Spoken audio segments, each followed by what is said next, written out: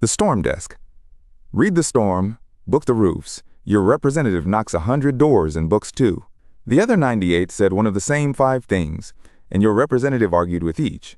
By the end of this, you'll know how to answer the 5 objections a roofing canvasser hears, in words that book the inspection and stay inside the legal lines. Not interested. I already have a roofer. It costs too much. I need to ask my spouse. I don't trust door knockers. Most reps lose the appointment in 15 seconds, treating the objection as an argument to win. It's a signal to sort on. Here's the move that fits all 5. Acknowledge in 1 sentence. Ask 1 useful question. Offer 1 clear next step. Then book it or log it and walk. Do not stack rebuttals. Do not diagnose a roof from the sidewalk. The rep's only real product at the door is a documented inspection the homeowner chooses to accept. Documented means written down with photos, not a verbal guess. Discipline matters more in roofing than other door trades because the tripwires are legal. Oversell, and you build a liability file. Fix the opener before you worry about objections. Half of them were caused by a bad opening. A good opener does 4 things in under 15 seconds. It names the representative and the company. It gives an honest local reason. It asks permission. It signals an easy exit. And the storm reference stays factual.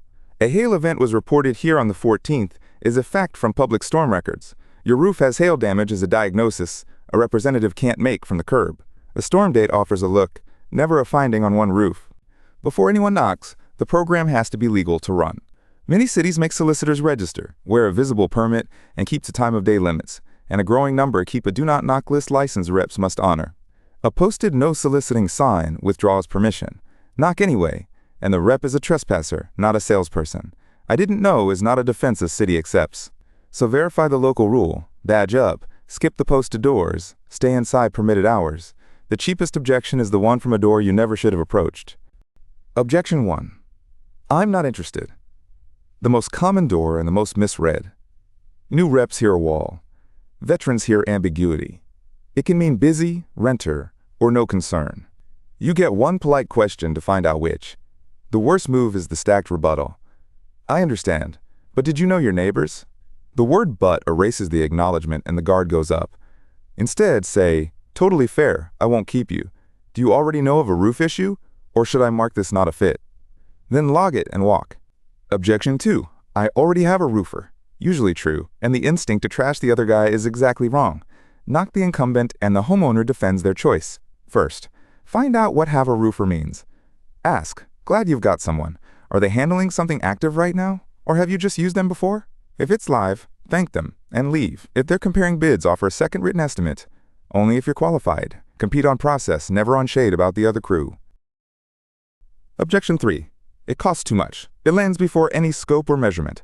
The homeowner is reacting to a price that exists only in their head. The trap is an anxious representative answering with an invented discount, the unsupportable claim that gets a company in trouble. Roofing cost isn't one number. It moves with roof size, pitch, tear-off layers, deck rot underneath, flashing, ventilation, and permits. So reframe it. Say, I'd be guessing from your driveway. That's why the next step is a documented inspection, so you see a real scope and a real price, not a scary guess. Objection 4. I need to talk to my spouse. A decision authority objection and often genuine. The mistake is treating it as a stall to muscle through. Pressure someone to commit for a person who isn't there, and you manufacture buyer's remorse and 3-day cancellations. Map the decision instead. Say, that makes sense. This is a real decision.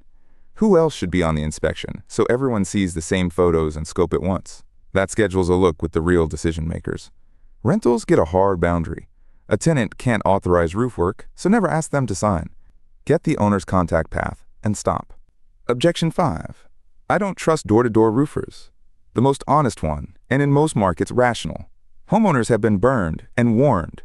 Treat it as an insult and you confirm the fear. Agree with it and you disarm it, because the scammer never does. Say, honestly, you should be careful. There are crews that chase storms and disappear. I'm not asking you to sign anything. Let me leave our license and insurance and verify us on your own time. Then, the proof points. Real local address. No urgency. No deposit pressure.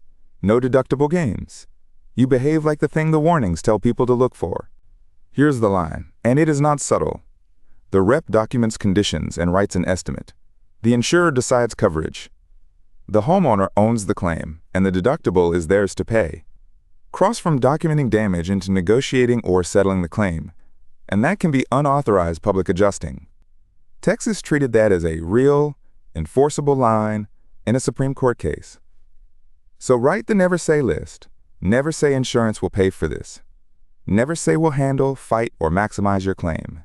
Never say we'll cover your deductible. That last one is fraud in many states. One more line the law draws for you. Cancellation rights. Under the FTC Cooling-Off rule, buyers of qualifying at-home sales of $25 or more get 3 business days to cancel, and the seller has to disclose that right in writing and hand over cancellation forms. The FTC kept that $25 floor for home sales and raised it to $130 for certain temporary location sales, so specifics depend on the deal and the state. The rep's job is to know the right is real, never say you can cancel anytime, and route contract questions to trained staff. Now turn the objections into data with a 5-step loop a new hire can run by week 1. Classify the objection. Choose the approved response that acknowledges, asks one question, offers one step. Document the outcome. Objection type, contact role, follow-up permission, appointment status. Route the lead, estimator, customer service, or close is not a fit. Anything that raised an insurance, contract, or complaint question goes straight to a manager. Review it weekly. More doors knocked is not automatically better. The crew that books appointments that show up and convert is winning. Read the objection mix like a gauge. When one clusters, it points at a fixable upstream cause. I'm not interested at high volume means a weak opener or a street knocked to death. Rework the opener. Rest the area. I already have a roofer constantly means you're hitting the neighborhood too late in the storm cycle. Knock earlier. Costs too much before any inspection means the script leads with replacement instead of a free look. And the one that should never happen. My roof is 2 years old. A targeting miss. You knocked a roof that isn't due. Here's where RoofPredict fits. And where it doesn't. It pairs an estimated roof age range with storm impact modeled per individual home, so you point reps at homes whose roofs are plausibly due and skip the obvious fresh ones. Fewer doors throw the my roof is 2 years old objection. It also keeps the paper trail straight, which homes got knocked, the contact roll, the storm date. Roof age is a range for planning, not an exact date. RoofPredict does not inspect, diagnose, or decide coverage. The list sharpens which doors get knocked. The inspection earns the sale. Close the loop. The 5 objections never change. Acknowledge in one sentence, ask one honest question, offer one clear next step, and respect the answer. The legal guardrails aren't a tax on the pitch. In a market full of storm chasers, they are the pitch. Document, don't diagnose. Offer an inspection instead of promising insurance money. The chaser argues with the door.